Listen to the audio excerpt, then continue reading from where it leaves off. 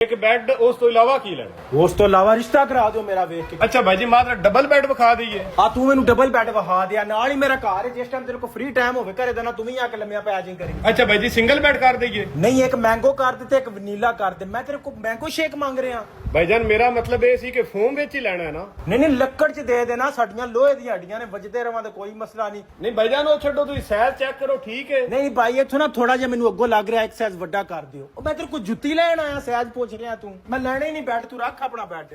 ओ भाई जी इधर आओ करमा आओ छड्डो इस बेड ना हो तो मैं सोफा बखाना जल्दी आओ इधर। अच्छा भाई तुसी ये दसो 4 सीटर सोफा बखा दी कि 5 सीटा भी बखा दीए? ਯਾ ਕਿਹੜਾ ਮੈਂ ਟੈਕਸੀ ਡਰਾਈਵਰ ਆ, ਮੇਰੇ ਨਾਲ ਤੂੰ ਸਵਾਰੀਆਂ ਵੇਖ ਲਈਆਂ ਨੇ 4 ਸੀਟਰ 5 ਸੀਟਰ ਕਹਿ ਰਿਹਾ। ओ भाई जी सीटां छड्डो तुसी मैंने दसो फैमिली ਤੁਹਾਡੀ ਬੰਦੇ ਕਿੰਨੇ ਨੇ? ਨਾਦਰਾਂ ਨਾਲ ਹੀ ਤੁਹਾਡੇ ਲਿੰਕ ਨੇ, ਸ਼ਨਾਖਤੀ ਕਾਰਡ ਵੀ ਬਣਾਉਂਦੇ ਹੋ?